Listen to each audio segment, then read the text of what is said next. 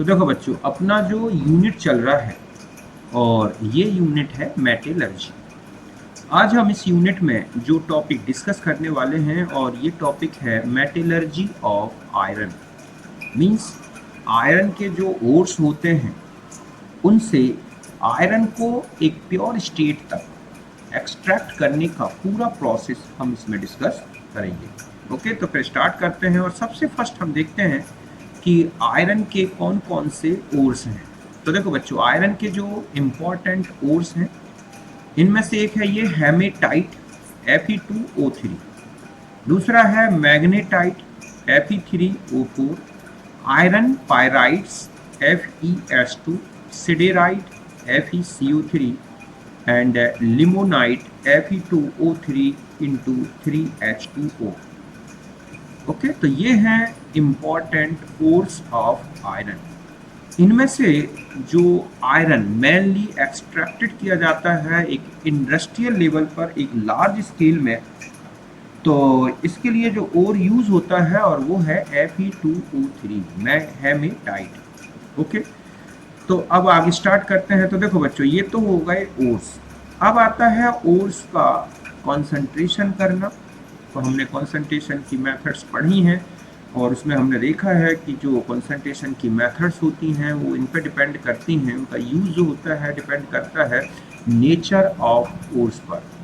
तो यहाँ पर जो कॉन्सेंट्रेशन ऑफ ओर किया गया है आयरन का हेमेटाइट, तो ये एक मैग्नेटिक ओर होता है, इसीलिए इसका जो कॉन्सेंट्रेशन है एक तो मैग्नेटिक सेपरेशन मेथड, और चूंकि हेमेटाइट एक हैवी ओर भी है तो इसका एक कॉन्सेंट्रेशन ग्रेविटी सेपरेशन से भी किया जाता है। मतलब है कि जो आयरन के ओर्स हैं उनमें हेमेटाइट मेनली यूज होता है, तो इसका जो कॉन्सेंट्रेशन किया जाता है हेमेटाइट का वो एक तो ग्रेविटी सेपरेशन से, मतलब पूरे ओर को अच्छी तरह से पीस कर पाउडर फॉर्म में लेकर और उसको एक रनिंग वाटर के फ्लो में क्या करते हैं बच्चों, धुलते हैं। ऐसे में जो हैवी पार्टिकल्स हैं ओर्स के वो तो सेटल डाउन होते हैं और बाकी जो इम्प्योरिटीज जो लाइटर हैं वो वाटर के साथ बह जाती हैं। इसके बाद फिर ओर का मैग्नेटिक सेपरेशन कर लिया जाता है।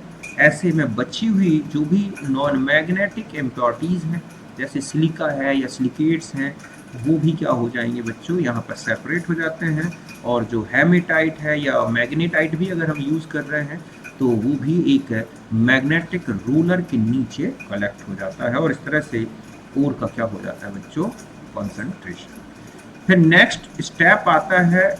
तो देखो बच्चों, कॉन्सेंट्रेशन हो गया, फिर यहाँ पर और भी स्टेप्स यूज होते हैं हम जानते हैं। इसके बाद जो थर्ड स्टेप जो सेकेंड होगा वो है कैल्सिनेशन, है ना। तो वही है कि ओर को क्या कर दिया जाता है, ओर हीटेड, ठीक है, in the absence of air, ठीक है, ब्लो इट्स मेल्टिंग। कि पूरे ओर को जो कंसंट्रेटेड ओर है उसको एक रेवर्बेटरी फर्नेस में हीटेड किया जाता है या कि लिमिटेड अमाउंट में या फिर एब्सेंस में, और ओर के मेल्टिंग पॉइंट से नीचे। तो ये कहलाता है कैल्सिनेशन। ऐसा करने से ओर में जो वॉलेटाइल इम्प्योरिटीज़ हैं वो हट जाएंगी। अगर कोई हाइड्रेटेड वाटर है तो वो भी हट जाएगा। और हम जानते हैं अगर वो कार्बोनेट के कोई ओर्स मिले हैं, सपोज सिडेराइट भी है अगर मान लो आयरन के ओर के साथ, तो वो भी ऑक्साइड में चेंज हो जाता है। और इस तरह से ओर में अब जो होगा उसमें केवल ऑक्साइड रह जाएगा Fe2O3। अब नेक्स्ट स्टेप होता है रिडक्शन ऑफ ओर एक, और इसके लिए जो रिडक्शन की प्रोसेस यूज की जाएगी वो है स्मेल्टिंग प्रोसेस। स्मेल्टिंग प्रोसेस वो प्रोसेस है जिसमें जो मेटल बाद में जब निकलेगा बाहर ओर के, ठीक है, रिडक्शन के बाद जो मेटल निकलता है वो मेल्ट स्टेट में निकलता है, पिघला हुआ, ठीक है, इसीलिए इसको बोला गया है स्मेल्टिंग। और इसमें जो रिड्यूसर यूज होता है एक तो कोक और एक कार्बन मोनोऑक्साइड। और ये जो पूरी प्रोसेस होगी स्मेल्टिंग की, इसको कहाँ पे किया जाता है, ब्लास्ट फर्नेस। समझ गए ना कि जो आयरन का रिडक्शन है और का स्मेल्टिंग प्रोसेस वो एक ब्लास्ट फर्नेस में होगा। अभी हम इसके डायग्राम देखेंगे पूरा। ये एक चिमनी लाइक, ठीक है। टॉल स्टील स्ट्रक्चर होता है जिसमें अंदर जो है फायर ब्रिक्स लगे होते हैं, मतलब काफ़ी हाई टेम्परेचर तक वो रेजिस्टेंट होते हैं, किसी प्रकार से वो फ्यूज्ड ना हो ऐसे ब्रिक्स लगाए जाते हैं, समझ गए ना। एक चिमनी लाइक और काफ़ी लगभग 40 मीटर तक का एक टॉल स्टील स्ट्रक्चर होता है जिसके इंटरनल फेस में क्या लगा होता है, फायर ब्रिक्स लगे होते हैं इस तरह से। इसमें जो टेम्परेचर होता है ब्लास्ट फर्नेस का, जो हाईएस्ट टेम्परेचर होता है वो लोअर पोर्शन में होता है ब्लास्ट के फर्नेस के, और यहाँ लगभग 2200 केल्विन होता है, क्योंकि यहाँ पर कोक की बर्निंग होती है हॉट एयर से। मतलब जो लोअर पोर्शन होता है ब्लास्ट फर्नेस का, वहाँ पर कोक का जो है बर्निंग होती है, कंबस्जन होता है, और यहीं पर हाई टेम्परेचर प्रोड्यूस होता है 2200 केल्विन। इसके अलावा इसी पोर्शन में आप देखोगे कार्बन और CO2 से मिलकर CO भी बनता है। और लोअर टेम्परेचर जो ब्लास्ट फर्नेस का है वो होता है लगभग 500 केल्विन, जो कि अपर पार्ट में दिखाई देता है, ठीक है। जहाँ रिडक्शन जोन होगा वहाँ का ये टेम्परेचर है। फिर आ जाते हैं कि रिड्यूसर क्या क्या होते हैं इसमें, तो ध्यान रखें कार्बन मोनोऑक्साइड इसका मेन रिड्यूसर होता है, लेकिन ये अपर पार्ट में होता है ब्लास्ट फर्नेस के, जहाँ का टेम्परेचर 500 केल्विन से 800 केल्विन के बीच रखा जाता है, समझ गए ना। कि जो रिड्यूसर है एक तो होता है कार्बन मोनोऑक्साइड जो कि ब्लास्ट फर्नेस के अपर साइड में होता है 500 से 800 केल्विन, और जो कोक है वो लोअर पार्ट में होता है जहां का टेम्परेचर 900 केल्विन से 1500 केल्विन तक का रखा जाता है। आपको ये मैंने पहले बता दिया है कि अगर हम एलिंघम डायग्राम से देखें तो कार्बन मोनोऑक्साइड का जो ग्राफ आता है, लाइन आती है, वो लो टेम्परेचर में आप देखते हैं आयरन ऑक्साइड की जो डेल्टा जी का जो ग्राफ है उसे नीचे आता है, जबकि कोक का जो है ऊपर जाता है, लेकिन हाई टेम्परेचर में आप देखोगे कोक के ऑक्सीडेशन से CO का बनने का जो ग्राफ है वो आयरन से हाई टेम्परेचर पर नीचे आ जाता है। तो इस तरह से लो टेम्परेचर पर CO अच्छा रिड्यूसर है और हाई टेम्परेचर पर कोक रिड्यूसर होता है। फिर आता है ओर चार्ज। ये वो मिक्सचर है जो कि ब्लास्ट फर्नेस के टॉप पॉइंट से अंदर एंटर कराया जाता है ब्लास्ट फर्नेस में कॉन अरेंजमेंट के थ्रू, और इसमें होता है ओर प्लस लाइमस्टोन प्लस कोक। ओर, लाइमस्टोन और कोक इनका रेशियो रखा जाता है 8:1:4। ध्यान रखें ओर तो ओर हो गया, लाइमस्टोन यहाँ पर एक फ्लक्स की तरह वर्क करता है, मतलब ये जो होता है फ्लक्स है और ये रिड्यूसर की तरह यूज होता है, बाकी ये ओर है, और इनको 8:1:4 में मिला दिया जाता है। इस पूरे मिक्सचर को बोला जाता है ओर चार्ज। बात क्लियर है कि जो मिक्सचर बनता है अच्छे से याद रखना है, ओर प्लस लाइमस्टोन और ओक, इस पूरे तीनों का जो मिक्सचर है उसे बोलते हैं ओर चार्ज। इनको मिलाया जाता है 8:1:4। फिर आता है हम ब्लास्ट फर्नेस के अलग अलग पॉइंट्स पर, अलग अलग जोन्स पर, जो डिफरेंट जोन्स होते हैं वहाँ पर क्या क्या रिएक्शंस चलती हैं उनको देखेंगे। यही लिखा है कि reactions of different zones of blast furnace. तो देखो नंबर 1 पहला है upper part of blast furnace, इसको बोला जाता है रिडक्शन जोन। समझ गए ना कि ये ब्लास्ट फर्नेस का सबसे टॉप वाला पॉइंट है बिल्कुल ऊपर, इसको बोलते हैं रिडक्शन जोन, क्योंकि यहीं पर हेमेटाइट या मैग्नेटाइट जो है इसका मैक्सिमम रिडक्शन यहीं पर होता है, और इस तरह से यहाँ पर आयरन मिलता है। यहाँ का जो टेम्परेचर की रेंज है वो 500 केल्विन से 800 केल्विन के आसपास होता है, और जो रिड्यूसर होता है यहाँ पर मेन, और वो है कार्बन मोनोऑक्साइड। समझ गए ना कि जो अपर पार्ट है ब्लास्ट फर्नेस का इसको बोलते हैं रिडक्शन जोन। यहाँ का टेम्परेचर रेंज है 500 केल्विन से 800 केल्विन, और कार्बन मोनोऑक्साइड रिड्यूसर होता है। कुल मिला के ये रिएक्शंस होती हैं कप और कोन अरेंजमेंट के थ्रू ओर को ब्लास्ट फर्नेस के अंदर डाला जाता है। तो टॉप पार्ट पर ये रिएक्शन होती है, पहले हेमेटाइट का CO से रिडक्शन हुआ और ये बनता है Fe3O4 प्लस क्या CO2, ठीक है। और ये हो गए 6 और 9, हाँ ठीक है। फिर Fe3O4 का आगे रिडक्शन हुआ 4CO से, तो इस तरह से Fe बना और फिर F4CO। ठीक इसी तरह से Fe2O3 का भी रिडक्शन हो जाता है FeO से, और इस तरह से ये अभी बन गया FeO। तो ये कुछ FeO यहाँ पर बच जाता है, मतलब रिड्यूस होने से कंप्लीट 100% Fe2O3 यहाँ पर आयरन में रिड्यूस नहीं होता, कुछ Fe2O3 FeO के फॉर्म में रह जाता है। इस FeO का जब बचा हुआ FeO है वो ब्लास्ट फर्नेस के नीचे जो है लोअर पार्ट, बॉटम वाला पार्ट, जहां पर कोक रिड्यूसर होता है वहां पर फिर इसका आगे क्या हो जाता है, रिडक्शन। लेकिन मैक्सिमम ओर जो है बच्चों यहीं पर रिड्यूस होता है और आयरन यहाँ पर ये मेल्ट स्टेट में आ जाता है। फिर आगे चले, फिर आता है स्लैग फॉर्मेशन जोन। अब यहाँ से ये ब्लास्ट फर्नेस के लगभग मिडिल पॉइंट पे होता है स्लैग फॉर्मेशन जोन, जहाँ का टेम्परेचर 800 से 1000 डिग्री के आसपास का होता है। यहाँ पर जो चूना मिला हुआ है लाइम स्टोन CaCO3, उससे पहले बना CaO, यहाँ पर ध्यान रखें ये एक फ्लक्स की तरह वर्क करेगा, ठीक है। और आयरन में जो इम्प्योरिटीज हैं, ये जो इम्प्योरिटीज होती हैं, ये इम्प्योरिटी है सिलिका की ओर के साथ जो मिली हुई है, वो इस फ्लक्स से रिएक्शन करके स्लैग बनाएगी CaSiO3। इसके अलावा P4O10 है, यहाँ पर कार्बन से रिड्यूस होकर फॉस्फोरस में चेंज हो जाएगा। SiO2 का भी कार्बन से रिडक्शन Si में हो जाएगा, MnO2 का कार्बन से रिडक्शन Mn में हो जाता है। और कुछ जो है P4O10 कैल्शियम ऑक्साइड से रिएक्शन करके Ca3PO4 का होल ट्वाइस, ठीक है। इस तरह का भी एक स्लैग और बनता है यहाँ पर, ये हो गया। और कुल मिला के हमें चाहिए ये 3। तो ये जो है, ठीक है, एक इसको बोलते हैं थॉमस स्लैग।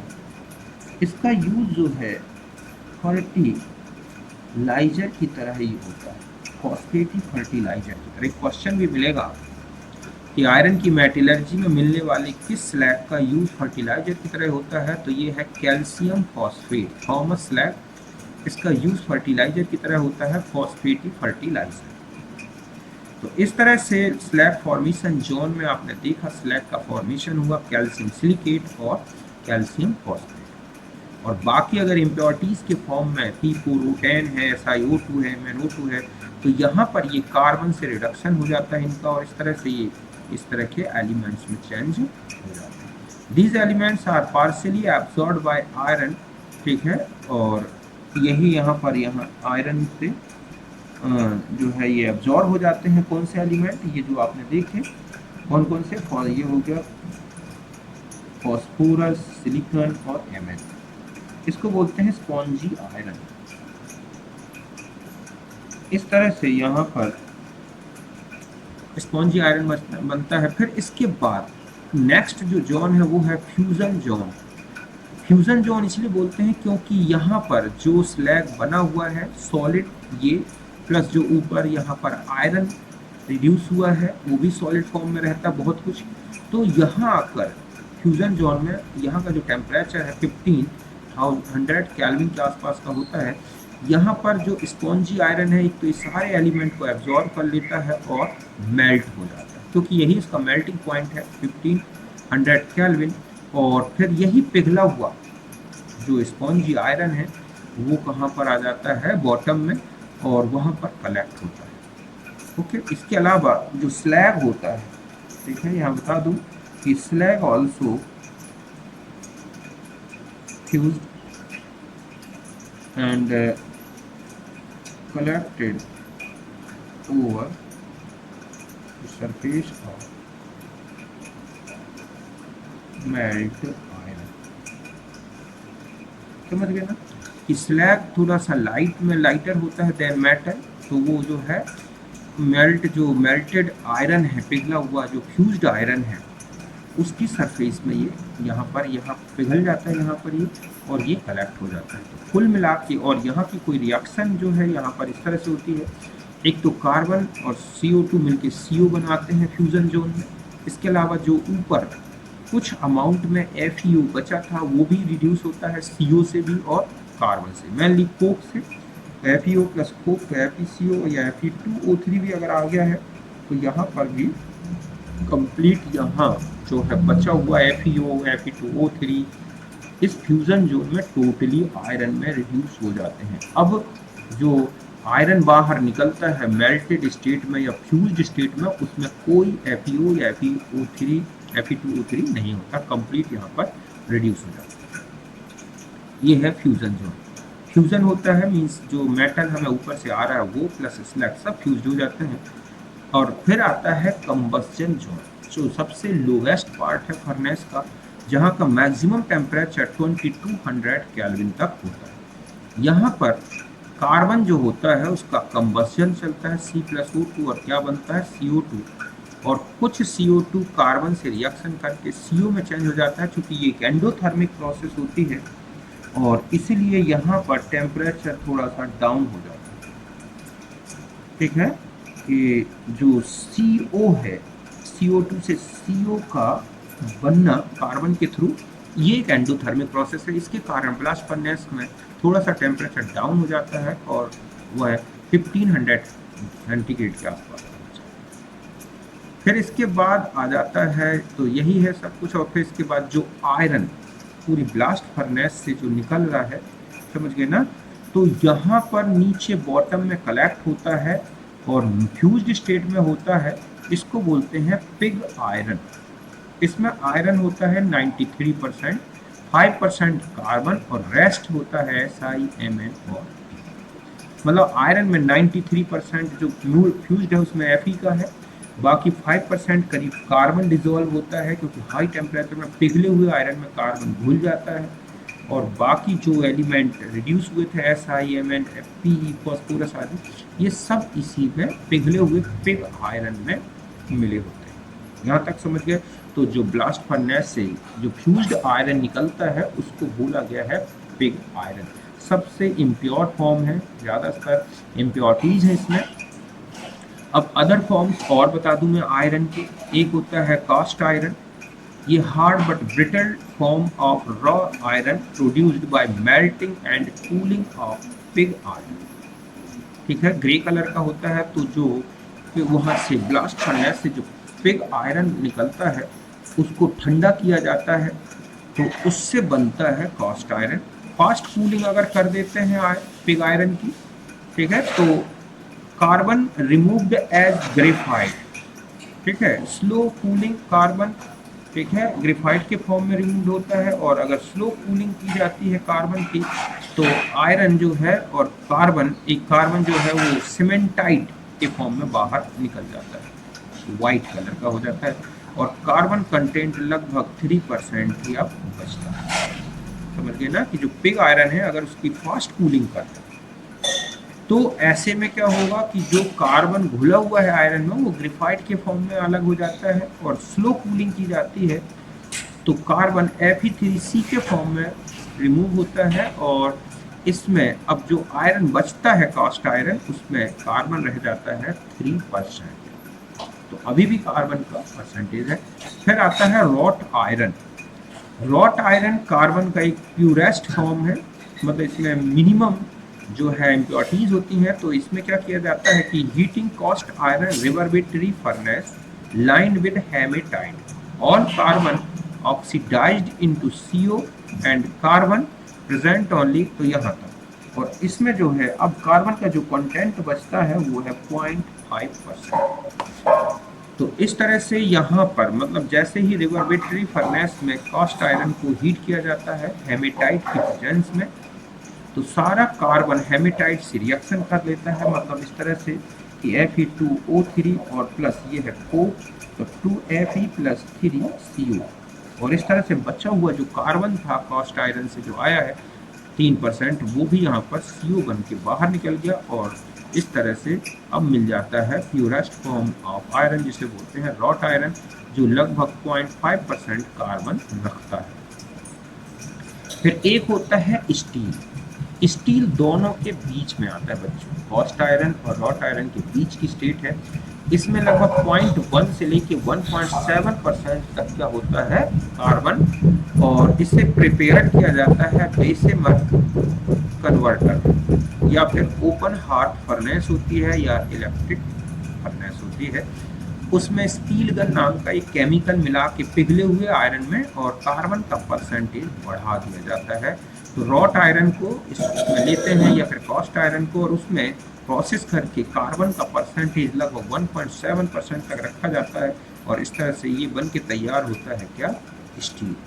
स्टील एक कोरोजन रस्टिंग मेटल होता है इस तरह से, और इसमें इजी रस्टिंग नहीं होती। एक प्रकार का जो स्टील है वो एक इंटरस्टिशियल कंपाउंड भी है आयरन और कार्बन। ओके, तो यहाँ तक बात क्लियर है। तो कुल मिला के ये आयरन की मेटलर्जी होती है, जिसमें आपने देखा कि कौन कौन से आयरन। देखो ब्लास्ट फर्नेस समझा दूँ आपको। इस तरह से ये एक देख रहे हैं आप, लंबी चिमनी लाइक क्या है, एक स्टील का स्ट्रक्चर होता है, लगभग 40 मीटर तक का हाइट का होता है।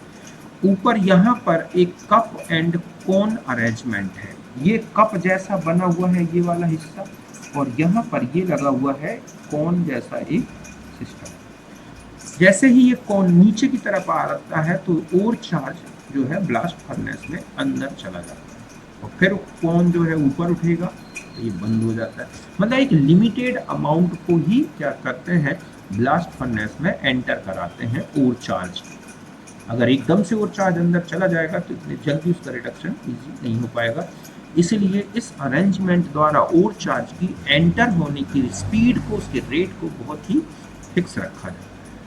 ओके, अब यहाँ पर एक इस तरह से ओपन जो है आउटलेट बना होता है, जिससे जो ब्लास्ट फर्नेस के अंदर एग्जॉस्टिव गैस हैं या कहें वेस्टेज गैस हैं वो बाहर निकलती रहती हैं, जिनमें मेनली होती है CO एंड CO। इसमें सबसे टॉप वाला ये जो पॉइंट है ये कहलाता है रिडक्शन जोन, जहां का टेम्परेचर आपने देखा था 500 से 800 केल्विन में होता है। और सबसे ज़्यादा जो हेमेटाइट ओर है या कहें कि आयरन का जो भी ओर है वो यहीं पर क्या हो जाता है, आयरन में रिड्यूस हो जाता है। और यहाँ पर जो रिड्यूसर होता है, ठीक है बच्चों, यहाँ पर होता है CO। एलिंघम डायग्राम से आपने देखा था कि लो टेम्परेचर में CO ही एक अच्छा रिड्यूसर होता है। तो यहाँ पर मैक्सिमम जो ओर है वो आयरन में रिड्यूस हो जाता है। फिर दूसरा ये नेक्स्ट है स्लैग फॉर्मेशन जोन, जो लगभग मिडिल पॉइंट है। यहाँ का टेम्परेचर होता है 800 से 1500 केल्विन के बीच का। और अभी आपने देखा था यहाँ पर जो कैल्शियम कार्बोनेट है, चून लाइमस्टोन है, वो क्या हो जाता है, डिकम्पोज होता है। इसके अलावा जो ओर में रेत है या फिर फॉस्फेट की इम्प्योरिटीज़ हैं वो यहाँ पर कैल्शियम सिलिकेट या कैल्शियम फॉस्फेट स्लैग में कन्वर्ट हो जाता है। यहाँ पर स्लैग का फॉर्मेशन होता है। फिर तीसरा जो पार्ट दिख रहा है ये है फ्यूजन जोन। यहाँ जो ऊपर से आयरन आ रहा है जो कि कंप्लीट मेल्ट नहीं होता, और स्लैग जो सॉलिड स्टेट में बनता है, यहाँ आकर दोनों बिल्कुल मेल्ट स्टेट में आ जाते हैं, पिघल जाते हैं, इसलिए इसको बोला गया है फ्यूजन जोन। और ये लगभग 1500 केल्विन तक का टेम्परेचर रखता है। फिर लास्ट में बचता है कंबस्जन जोन। यहाँ पर कोक जो होता है, यहाँ से बड़े बड़े टायर्स के थ्रू जो है हॉट एयर एंटर कराई जाती है, ठीक है। और यहाँ पर जो है कोक होता है, तो यहाँ पर कोक का क्या चलता है, कंबस्जन, मतलब यहाँ पर जो है कोक जलता रहता है, और इसीलिए यहाँ का टेम्परेचर है 2200 केल्विन तक का। यहाँ पर कंप्लीट जो भी ऊपर से मेल्टेड आयरन आ रहा है तो यहाँ कोक के ऊपर बहता है, और बहने से क्या होता है कि कोक में कुछ कार्बन घुल जाता है, डिजोल्व हो, सॉरी आयरन में कुछ कोक क्या हो जाता है, डिजोल्व हो जाता है, लगभग 5%। समझे ना कि जो ऊपर से फ्यूजन जोन से जो लिक्विड फॉर्म में आयरन आ रहा है वो इन जलते हुए कोक के ऊपर से जाता है। तो यहाँ पर आयरन एक तो फॉस्फोरस है, मैग्नीज है, सिलिकॉन है, उनको एब्जॉर्ब कर लेता है, और इसके अलावा यहाँ पर कुछ कार्बन भी आयरन में डिजोल्व हो जाता है लगभग 5% तक, और इसीलिए यहाँ पर इम्प्योर फॉर्म में आयरन रहता है। अब ये बॉटम वाला पार्ट है जहाँ पर सबसे नीचे तो पिग आयरन कलेक्ट हो रहा है, और उसके ऊपर स्लैग जो है इस तरह से तैरता रहता है, क्योंकि स्लैग हल्का होता है देन मेटल से, इसको अलग निकाल दिया जाता है स्लैग को, और यहाँ से पिग आयरन निकलता है। उसको ठंडा किया जाए धीरे धीरे तो घुला हुआ कार्बन जो है निकल जाएगा बाहर, ठीक है, और वो कार्बन ग्रेफाइट के फॉर्म में और बनता है कास्ट आयरन, और धीरे धीरे सॉरी सडन, ठीक है, और अगर मान लो सॉरी सडन अगर वो करते हैं कूलिंग, तब तो ग्रेफाइट के फॉर्म में निकलता है। यहाँ पे लिखा हुआ है देखो, ठीक है, कि यहाँ पर जो ये आयरन बाहर आ रहा है इसको बोलते हैं पिग आयरन। ये जो है पिग आयरन को कूल किया जाए, अगर फास्ट कूलिंग करते हैं तो सारा कार्बन ग्रेफाइट के फॉर्म में आ जाएगा, स्लो कूलिंग करते हैं तो सीमेंटाइट, ये है Fe3C के फॉर्म में निकलता है, यहाँ से पिग आयरन निकल जाता है। कुल मिला के ये जो है कंप्लीट मेटलर्जी है किसकी बच्चों, आयरन। बहुत ही इंपॉर्टेंट है। बाकी इससे रिलेटेड जो थर्मोडायनेमिक प्रिंसिपल है, एलिंगम डायग्राम है, वो मैं ऑलरेडी पहले डिस्कस कर चुका हूँ, उसको भी अच्छे से देखना है, तब हम जाके पूरी आयरन की मेटलर्जी को अच्छे से समझ सकते हैं। ओके, तो ये था हमारे आयरन की मेटलर्जी। एक और टॉपिक डिस्कस कर लेते हैं इसमें।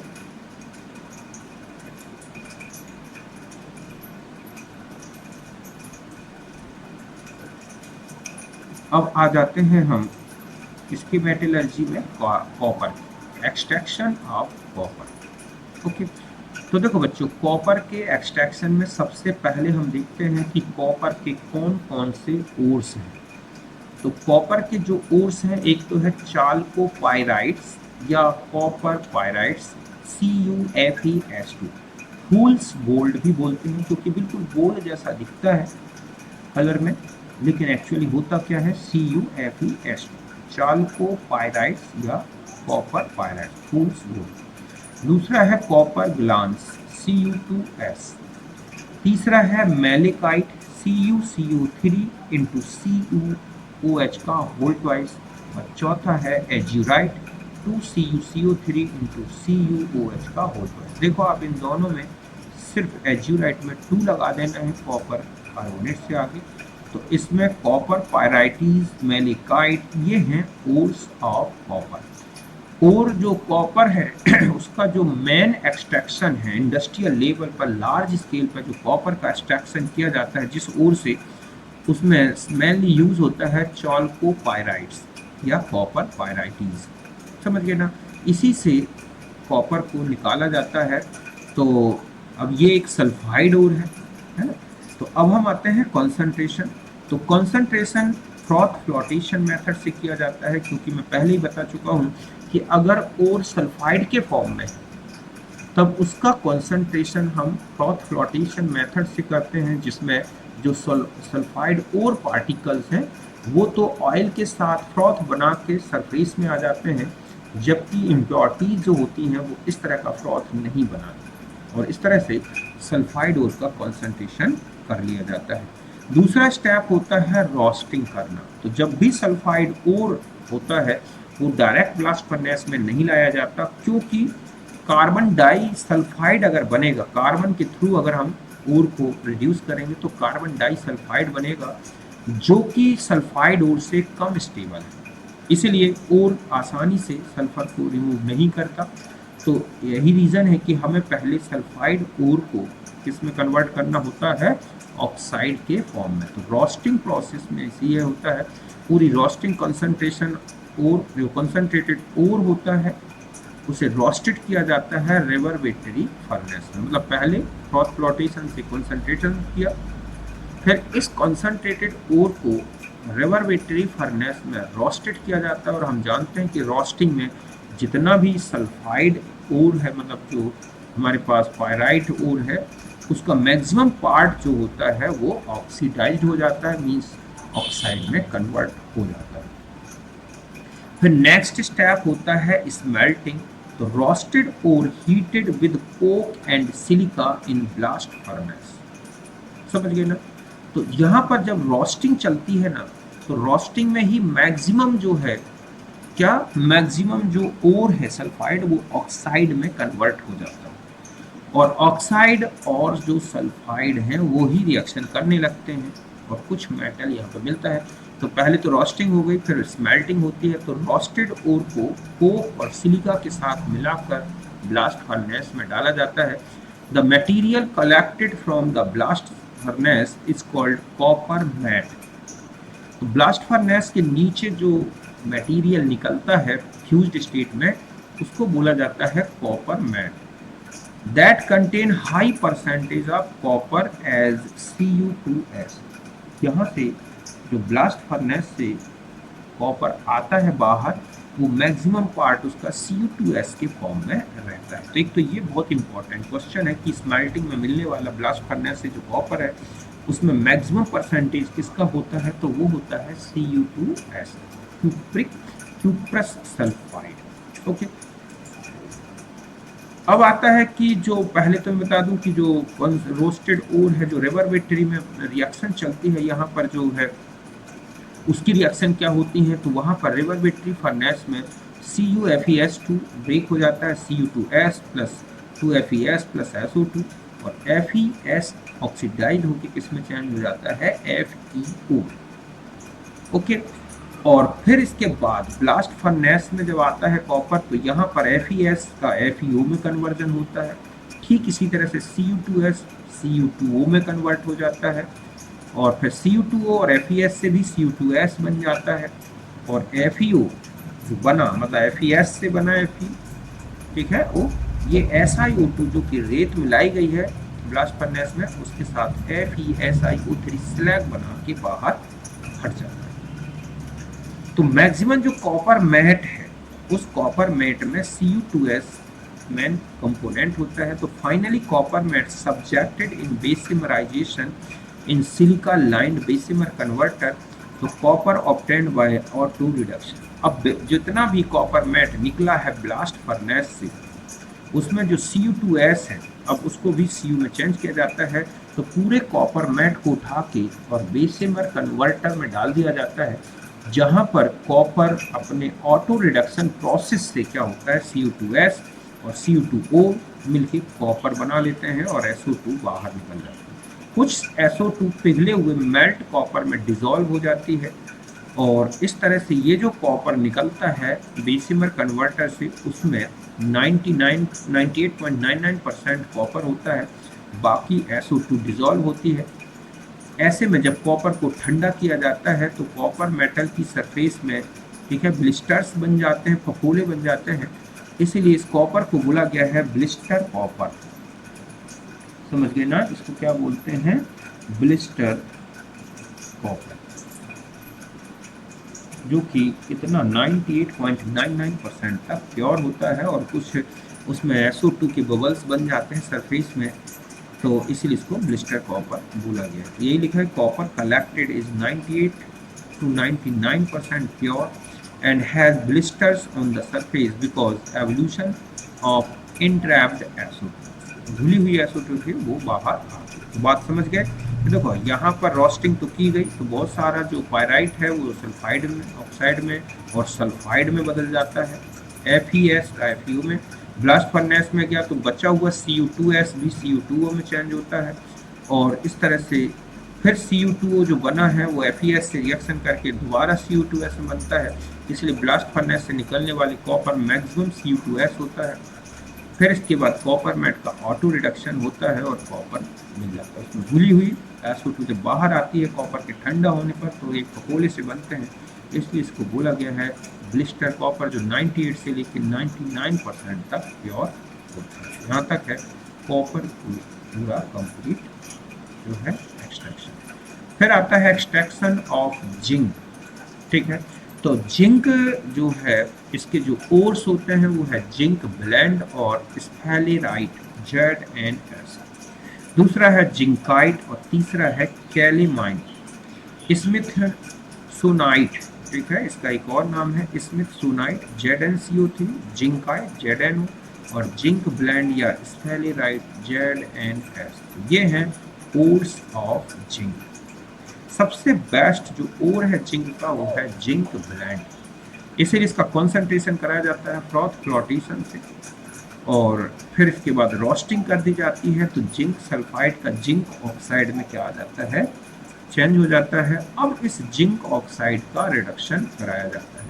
आप जिंक, अगर आप इसका एलिंगम डायग्राम देखोगे, तो एलिंगम डायग्राम में आप देखोगे कि जो जिंक का ग्राफ है Zn + O = ZnO, वो कोक से नीचे आता है, और यहाँ पर अगर आप देखोगे तो ऐसे, तो यहाँ C+O2 तो आप देख रहे हैं कि कोक वाली जो लाइन है, मतलब CO से CO2 बनने की और कोक से CO2 के बनने में, तो हाई टेम्परेचर में अगर हम देखें तो हाई टेम्परेचर में कार्बन से CO2 बनने का जो ग्राफ देख रहे हैं वो जो है हाई टेम्परेचर में जिंक ऑक्साइड से नीचे आ गया। इसका मतलब क्या है कि जो जिंक ऑक्साइड है इसको अगर रिड्यूस करना है तो CO के रिस्पेक्ट में कोक कहीं ज़्यादा बेटर रिड्यूसर होता है, और इसीलिए क्या किया जाता है कि जो रोस्टेड ओर है उसमें कोक और क्ले मिला के और एक हॉरिजॉन्टल, ठीक है, या रिटार्ट होता है उसमें भर दिया जाता है, अर्थ एंड क्ले रिटार्ट या वर्टिकल रिटार्ट, और उसमें कोक रहेगा। बहुत हाई टेम्परेचर पर जब हीट किया जाता है तो जिंक ऑक्साइड और कोक से बनता है जिंक, जो कि वेपर स्टेट में बनता है, और इसकी वेपर को द मेथड इज, ठीक है, कलेक्टेड कर लिया जाता है और ठंडा करने से हमें इम्प्योर जिंक मिलता है जिसे बोलते हैं स्पेल्टर। इसमें कुछ इम्प्योरिटी CD की, PD की या Fe की होती हैं, और इस तरह से यहाँ पर जिंक ऑक्साइड से जिंक को निकाल लिया जाता है। तो बात समझ गए होंगे, ये है जिंक की ओर, कॉन्सेंट्रेशन फ्लोटेशन से किया गया, फिर रोस्टिंग की गई, और फिर इसके बाद क्या कर दिया जाता है, कॉपर, जिंक ऑक्साइड का कॉपर से रिडक्शन, जिससे हमें कॉपर वेपर स्टेट में मिलता है। The metal is distilled off and collected by rapid chilling this impure, ठीक है, zinc is called spelter and contain CD, PD, Fe as a major impurities. तो यहाँ तक ये थी हमारी किसकी, जिंक की मेटलर्जी। फिर एक और बचती है लास्ट, और ये है एक्सट्रैक्शन ऑफ एल्यूमिनियम, कि एल्यूमिनियम का एक्सट्रैक्शन कैसे किया जाता है। तो सबसे पहले ओर देखें, तो ओर में देखें तो एल्यूमिनियम का एक ओर तो है बॉक्साइट Al2O3 × 2H2, दूसरा है क्रायोलाइट Na3Alf6, ठीक है, क्यूलेनाइट ये है Al2OH का होल 4 × Si2O5, और China clay Al2O3 × SiO2 × H2। लेकिन एल्यूमिनियम का जो मेन एक्सट्रैक्शन किया जाता है बच्चों वो है बॉक्साइट ओर, सबसे मेन यही होता है, क्योंकि लगभग 50% तक ओर इसमें बॉक्साइट में Al2O3 रहता है। अब आता है इसका कंसंट्रेशन, तो लीचिंग मेथड से किया जाता है, जिनमें 3 अलग अलग मेथड्स यूज की गई हैं, बेयर्स मेथड, सरपेक की मेथड और हॉल्स प्रोसेस। देखो बेयर मेथड तब यूज की जाती है जब रेड बॉक्साइट होता है, ठीक है, मतलब इनमें मेनली आयरन ऑक्साइड की इम्प्योरिटीज होती हैं, और इस तरह से एल्यूमिनियम में आयरन की इम्प्योरिटीज होती हैं, तब इस मेथड का यूज किया जाता है, और ये आयरन के कारण ही रेड दिखता है। तो पूरे बॉक्साइड ओर को NaOH में डाल दिया जाता है, H2 और CO2 पास की जाती है, तो पहले एल्यूमिनियम हाइड्रोक्साइड का प्रेसिपिटेट आता है, बाद में उसको हीटिंग करके और Al2O3 मिल जाता है, इसे बोलते हैं एल्यूमिना। जबकि जो इम्प्योरिटीज होती हैं वो इस तरह का कोई एक्शन नहीं करती। फिर से समझें, बेयर मेथड तब यूज होती है जब बॉक्साइड ओर में आयरन ऑक्साइड की इम्प्योरिटीज होती हैं, ये रेड कलर का दिखता है आयरन ऑक्साइड के कारण।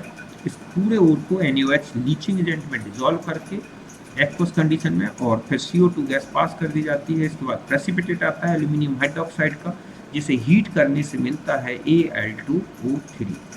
ओके, मतलब इसमें अगर देखें तो ये एक्चुअल में 2 स्टेप यहाँ पर मैंने नहीं लिखे, इस तरह से होगा वो, मतलब पहले मिलेगा AlOH का होल थ्राइस, और ये तो NaHCO3 तो रिमूव होगा, बाद में इसको हीट किया जाता है तो Al2O3 मिलता है, और इसको बोलते हैं एल्यूमिना। समझ गए ना, तो इस तरह से एल्यूमिना मिल जाता है। दूसरी होती है सरपेक की प्रोसेस, ये भी लीचिंग मेथड में आती है, ये तब यूज होती है जब सरपेक सिलिका, याद रखना है कि जब जो ओर है उसमें मेनली सिलिका की इम्प्योरिटीज होती हैं बॉक्साइड ओर में, और ये वाइट कलर का दिखता है, तो पूरे ओर को एक जो है बॉक्साइड ओर को नाइट्रोजन और कार्बन के साथ मिलाकर बहुत हाई टेम्परेचर पर हीट किया जाता है, तो जितना भी नाइट्रोजन था वो चेंज हो जाता है इस तरह से ANN, ठीक है, और ऑक्सीजन कोक के साथ मिलकर CO बना लेता है। फिर ALN का जब हाइड्रोलिसिस किया जाता है तो बनता है इसका PPT मिल जाता है एल्यूमिनियम हाइड्रोक्साइड, और बाद में इस एल्यूमिनियम हाइड्रोक्साइड को हीट करते हैं तो प्योर Al2O3 मिलता है जिसे हम बोलते हैं एल्यूमिना। और तीसरी जो प्रोसेस है वो है हॉल्स मेथड। ये तब यूज होती है जब बॉक्साइट ओर में मेनली Fe2O3 और SiO2 सिलिका इम्प्योरिटीज होती हैं, और इसमें जो लीचिंग एजेंट यूज होता है वो Na2CO। कुल मिला के ये 3 अलग अलग प्रोसेस हैं जिससे हम बॉक्साइट का कंसंट्रेशन करते हैं। फिर आ जाता है कि जो एल्यूमिना बचा है, मिला है ऊपर ये कंसंट्रेशन मेथड्स में, उससे एल्यूमिनियम कैसे एक्सट्रैक्ट किया जाता है। तो इसके लिए जो मेथड यूज होती है वो है हॉल एंड हेरोल्ड मेथड। तो देखो इसमें जो एल्यूमिना है वो 3 से 5%, 3 से 8% फ्लक्स के रूप में CaF2 फ्लोरस्पार फ्लक्स मिलाया जाता है, और 80 से 85% तक क्रायोलाइट मिला दिया जाता है। मेन इलेक्ट्रोलाइट यही होता है इसमें, ठीक है। इसके अलावा 3 से 8% तक एल्यूमिनियम फ्लोराइड मिला दिया जाता है। ऐसा करके फिर इलेक्ट्रोलाइज किया जाता है जिससे 99.5% तक एल्यूमिनियम मिलता है, बॉटम में कलेक्ट होता है।